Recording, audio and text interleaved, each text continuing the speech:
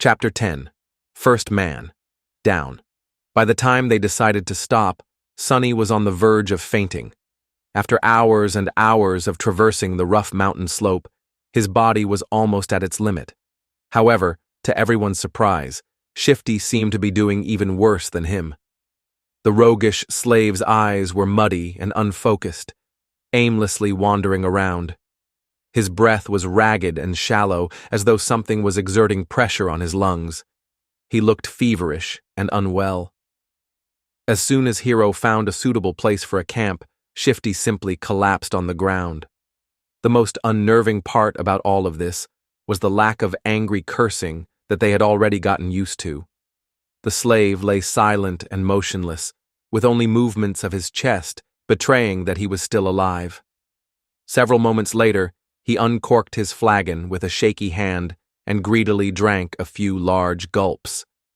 "Conserve your water," Hero said, a hint of concern somehow finding its way into his usually stoic voice. Disregarding these words, Shifty drank more, emptying the flagon completely. Scholar didn't look much better than him. The arduous climb took a heavy toll on the older slave. Despite the unbearable cold, he was sweaty, with bloodshot eyes and a grim expression on his face. Being the weakest of the three, Sonny had somehow managed to endure the best. "Can't we just melt the snow once there's no more water?" Hero gave Scholar a complicated look. "There might come a time when we won't be able to make a fire, as to not attract unwanted attention." No one commented, knowing perfectly well whose attention they had to avoid. The memory of Mountain King's horror was still fresh in their minds. Luckily, today Hero had managed to find a natural alcove in the mountain wall, perched precariously behind a narrow ledge. The fire was well hidden by the rocks, allowing them to enjoy its warmth without the fear of being noticed. No one was in the mood to talk, so they just roasted slices of oxen meat above the flames and ate in silence.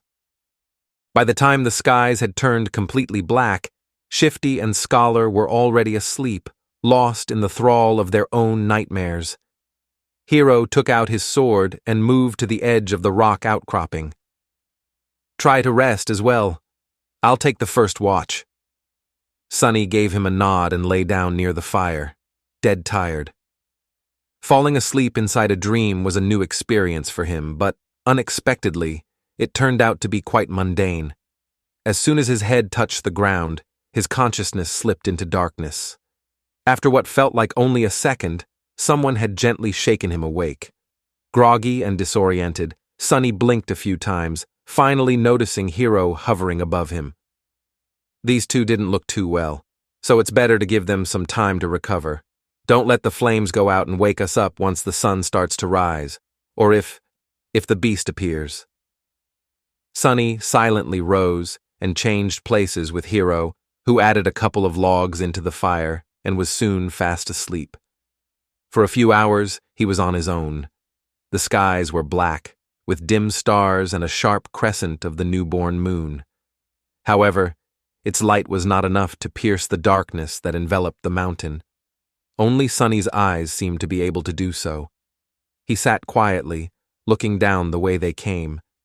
Despite the fact that they had managed to climb quite high during the previous day, he could still see the distant ribbon of the road.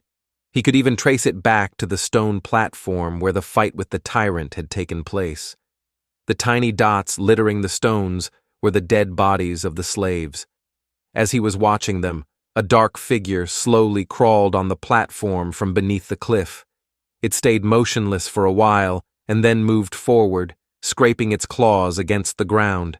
Every time a claw hit one of the bodies, the tyrant would grab and bring it to its maw. The wind brought the muffled sounds of crunching bones to Sonny's ears. He flinched, accidentally pushing a small rock off the ledge. It fell, hit the slope, and then rolled down, causing a few more to follow. The noise of these falling rocks sounded like thunder in the silent night. Far below, the tyrant suddenly turned its head, looking directly at Sonny. Sonny froze, petrified. He was scared to make even the tiniest sound. For a while, he even forgot to breathe. The tyrant was staring directly at him, not doing anything. A few torturous seconds passed, each feeling like an eternity.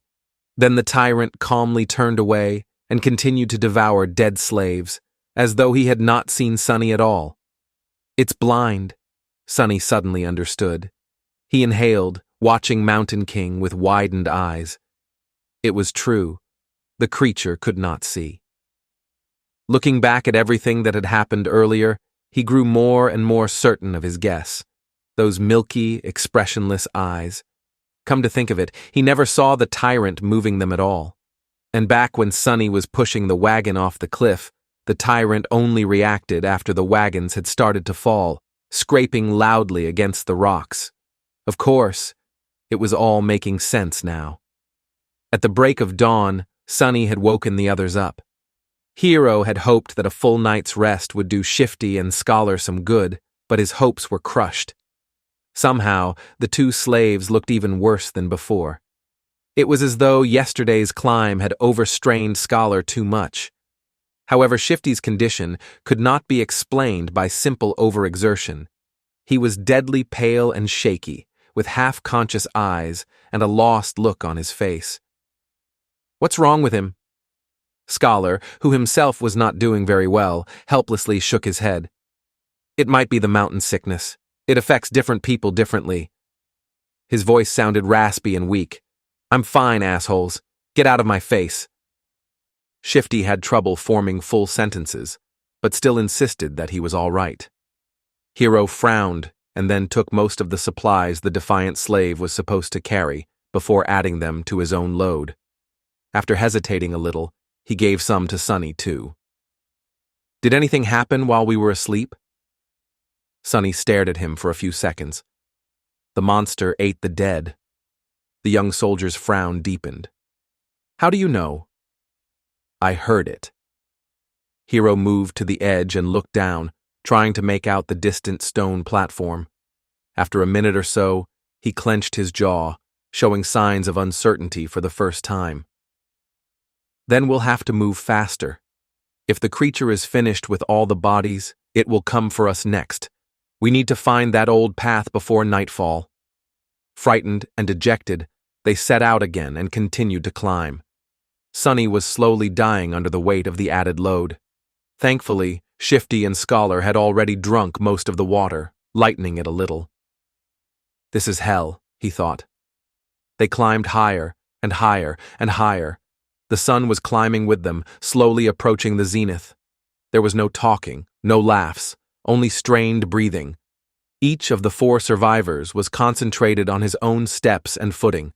However, Shifty was falling farther and farther behind. His strength was abandoning him. And then, at some point, Sonny heard a desperate scream. Turning around, he only had time to see a panic-stricken face. Then Shifty fell backward, his foot slipping on an ice-covered rock. He hit the ground hard and rolled down, still trying to grab onto something. But it was too late. Frozen in place and powerless, they could only watch as his body tumbled down the slope, leaving bloody marks on the rocks. With each second, Shifty looked less like a man and more like a rag doll.